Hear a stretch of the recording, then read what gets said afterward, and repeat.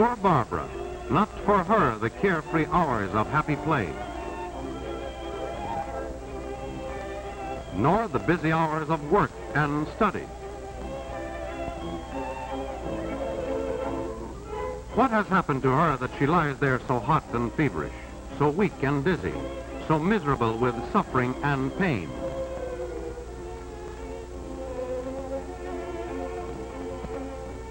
Our body is just like a little country that has been invaded by an enemy army.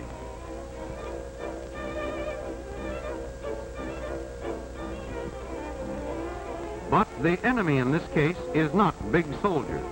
This invading army is so tiny that it can be seen only through a microscope. Its soldiers are the germs of communicable disease. Some of these disease-causing organisms are so small that they cannot be seen even with the most powerful microscope. They are detected only because they can pass through the tiny holes of this filter.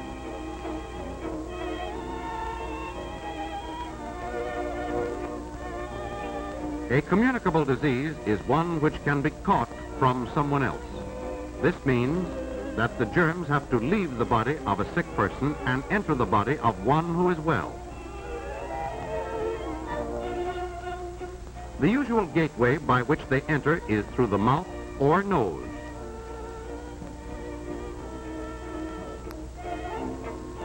How do germs make the trip from sick to well and thereby spread disease? They may travel by one of several ways. Coughs and sneezes which are not protected send germs in a direct spray.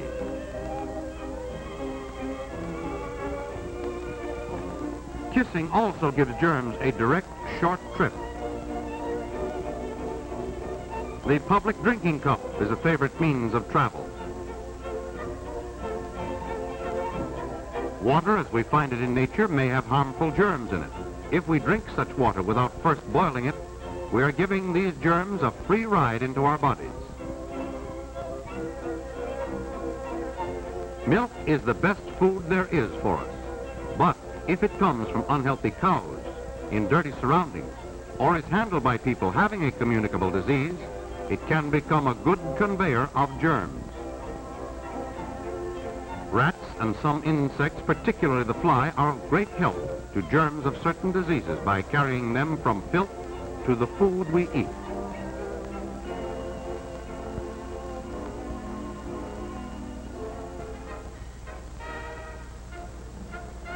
Thus you see that germs have several ways of traveling from the sick to the well. As individuals and as a community, we can do many things to halt this movement of germs and prevent the spread of disease. A healthful community must have a safe water supply. Here we see sedimentation and chlorination, a part of the process of water purification. In rural areas, a safe water supply requires a properly constructed well located on higher ground and at a considerable distance from the toilet.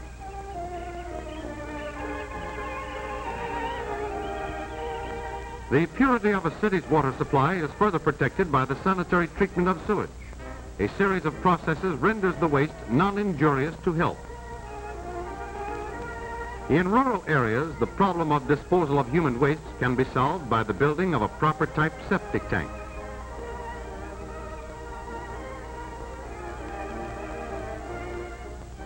Or, if this is impractical, by building properly constructed sanitary toilets.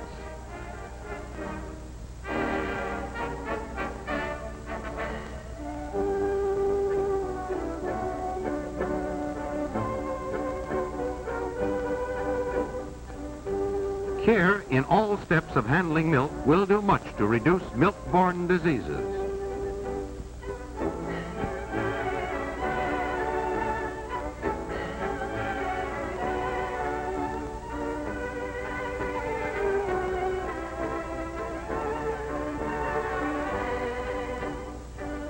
Cleanliness in the dairy, healthy cows, clean and healthy milkers, sterilized buckets, and cans so constructed as to keep out dust and flies all help to bring us safe milk so important in our lives.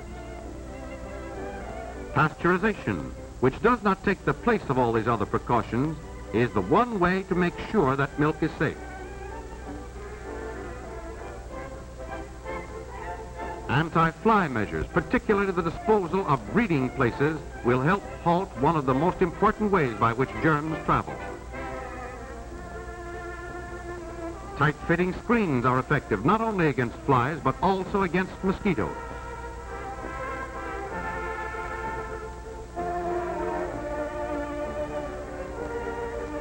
We can do much to prevent the spread of disease by keeping away from those who are sick.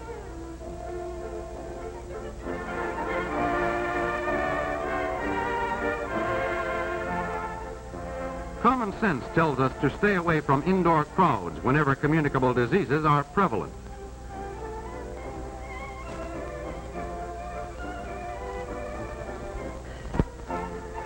Always call the doctor early whenever a communicable disease is suspected. Early treatment may lessen the severity of the sickness and halt its further spread.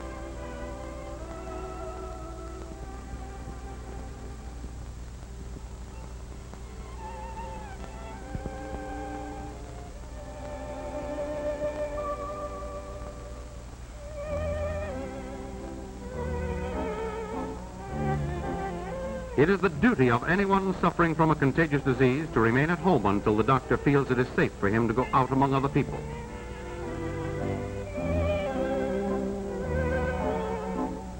Some diseases, such as smallpox, diphtheria, and typhoid fever, could be wiped out entirely if each and every one of us took advantage of the time-proved protection offered by vaccination and preventive inoculation.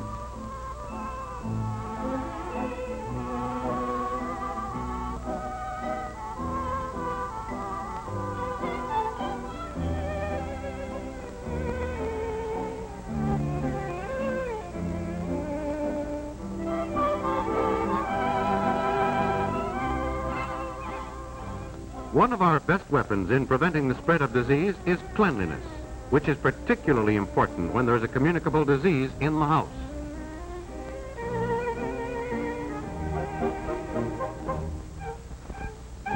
Certainly, cleanliness should be observed in all places where food is sold or served.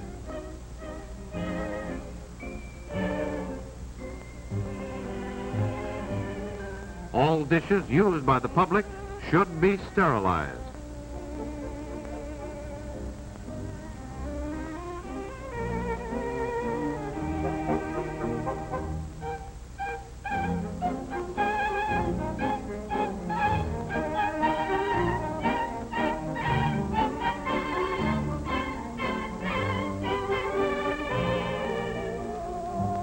Our hands may pick up germs. The one act of washing the hands after going to the toilet and before eating is an invaluable health measure. The use of paper cups instead of common drinking glasses will help keep down the transmission of disease.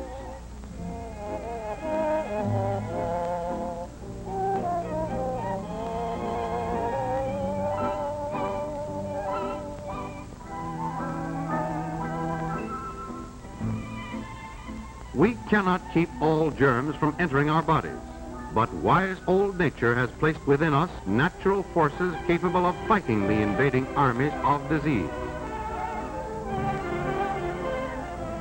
The better the condition of our health, the stronger this last line of defense against the invader.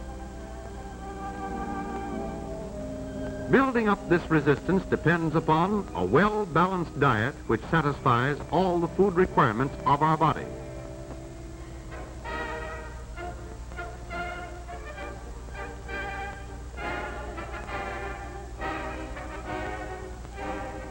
Outdoor exercise in the fresh air and sunshine.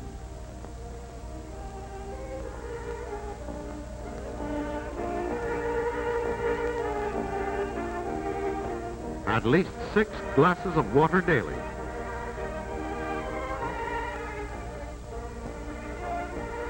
And plenty of rest. At least 8 hours of sleep every night. Every step we take to prevent the spread of disease means increased happiness and greater living efficiency for all of us.